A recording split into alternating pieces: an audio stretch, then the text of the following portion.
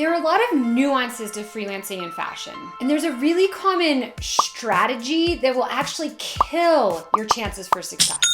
At a glance, it may seem like using this strategy will help you get all the clients, but in reality, you're gonna turn brands off faster than the wrong underwear with leggings. It's just bad all around.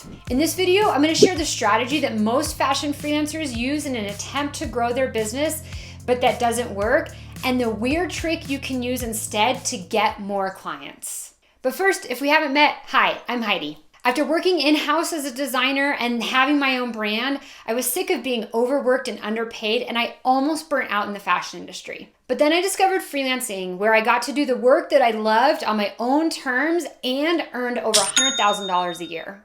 After a decade of freelancing, and I'm not talking about the type of freelancing where you're doing a temp job, you show up and act and look like an employee. I'm talking about true remote freelancing where you work with a variety of clients when and where you want. That kind of freelancing is what I did for a decade. And now I focus on teaching aspiring fashion freelancers like you how to do the same. Make sure to hit subscribe and tap that bell button to be notified of new videos. So let's take a look at the strategy you're likely using to build your career as a successful fashion freelancer. I call it the mall food court strategy, where you try to do a little bit of everything for everyone. If you're a mall food court fashion freelancer, you're trying to offer all the services and all the categories to all the brands, and you're all over the place. You're trying to pitch yourself as a lingerie and a kids and a denim and a textile designer, and oh, I can do social media and I can edit your website too. Like the mall food court, you've got a little bit of everything, and the quality is pretty low. That's because it's impossible to do a great job at so many things. Let me tell you a quick real life story about this. Near my old house, there was a restaurant that literally had Chinese, Mexican, and Italian food. Like, what the actual F?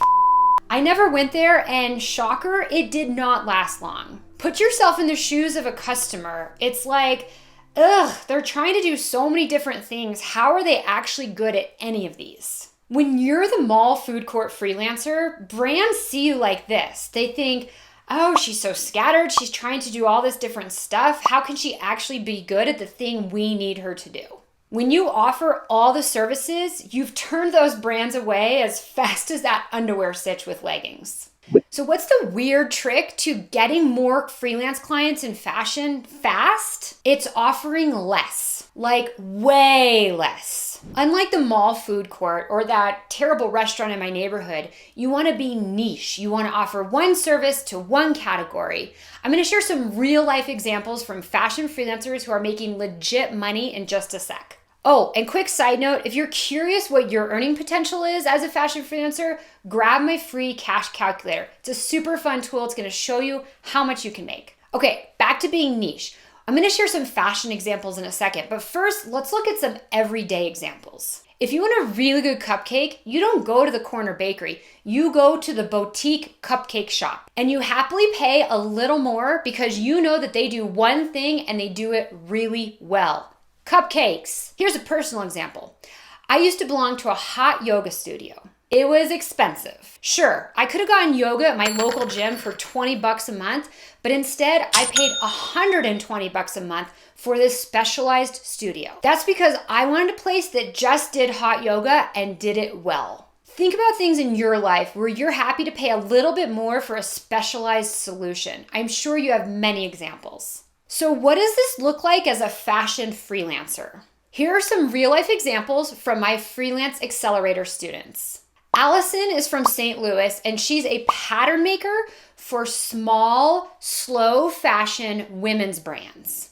She offers that one service to that one client. Not only is she booked 3 months in advance at any given time, even though she keeps raising her rates, she's earning 75% more than she earned in her previous full-time industry job. And in case you're wondering, she works a comfortable 40 hours a week as a freelancer. There's Kate from France, who is a cashmere sweater designer. Literally, all she does is cashmere sweaters.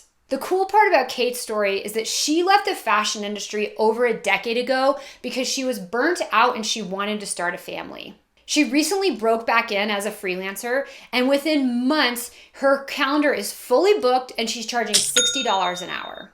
There's also Arya from India, who started her fashion career with no industry experience and no fashion school at the age of 20. She exclusively offers fashion flats for swim and activewear brands. And because she is so niche in her offering, within her first 5 weeks of freelancing, she had 6 paying clients earning $20 an hour. There are other strategies that my students are using beyond being niche to see this kind of massive success. And I share more of these tips inside my free limited time training, 1 week to 1K. You'll learn the 5 simple steps to land your first client and start making money as a freelancer, even if you don't have a network or business skills. Tap the button on the video or click the link below to get instant access for free. There's no one else out there sharing this stuff in fashion because if you hadn't figured it out yet, it's a pretty tight-lipped industry. So check out that free training because you're not gonna find this information anywhere else. Thanks so much for watching. I'm Heidi, and I'm stoked to teach you all of the stuff that you don't learn in fashion school and you don't find anywhere else to help you kick ass as a successful fashion freelancer. Check out all my free resources below, and if you like this video, give me a thumbs up and hit subscribe. And I'd love to know what surprised you most about this weird trick that I shared to find more freelance clients. Let me know below in the comments. You're offering everything. I think that I already said that. If you're a mall food, maybe you're doing lunch, blah, blah.